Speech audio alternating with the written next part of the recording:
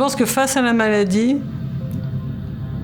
on ne sait pas comment on va réagir.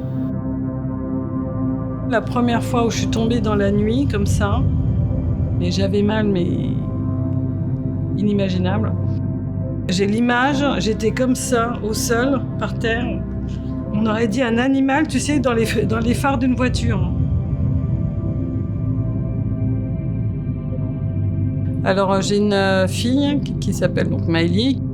Quand tu es malade, tu veux aussi protéger les gens que tu aimes. Et j'ai pas voulu parler de cancer. Attends, je m'essuie dedans. Parce que les mots cancer, enfin le mot cancer, je pense que ça peut faire très peur. Je voulais pas qu'elle ait très peur. Ma fille, c'est une scientifique. Elle a découvert ma maladie par le côté scientifique. Elle comprenait les cellules dans le sang, le rôle de chacun, qui fait quoi. Elle avait une explication scientifique. Donc elle a pu prendre possession de cette maladie, mais sans employer le mot cancer. À aucun moment j'ai employé le mot cancer. On parle toujours de rémission, tout en sachant que comme c'est chronique, c'est pas ça peut, ça va revenir, je sais pas quand. Ouais. Le problème c'est que c'est compliqué.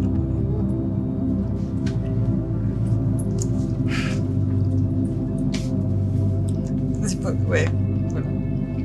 Et je pense qu'on profite de tous les instants.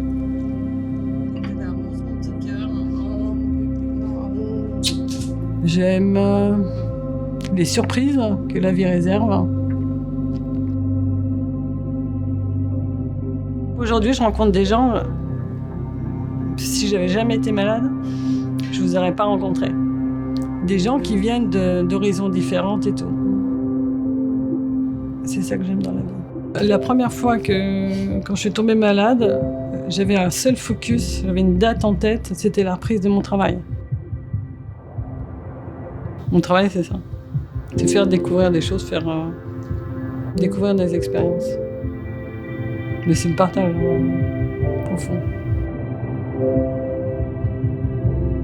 C'est ma passion. J'ai la chance, je travaille là-dedans, c'est top. Le fait d'avoir une maladie chronique, tu as en permanence comme une épée de Damoclès au-dessus de la tête. C'est-à-dire que tu es soigné, toi là je vais bien, tout va bien, etc. Mais je sais quelque part, au fond de moi, qu'un jour, ça va recommencer.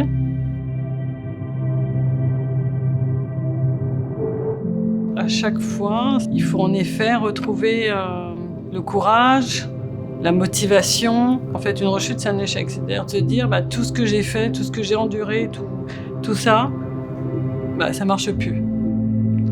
On repart à zéro, quoi. On sait que la montagne, il va falloir la gravir et que ça va pas être simple. Dans n'importe quelle épreuve, il y a forcément quelque chose de positif. Tu le cherches et tu fonces. Et là, on m'a proposé d'intégrer un protocole pour les carticelles.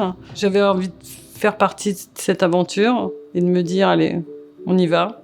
Aujourd'hui, j'ai exactement la même vie qu'il y a 6 ans, avant la maladie.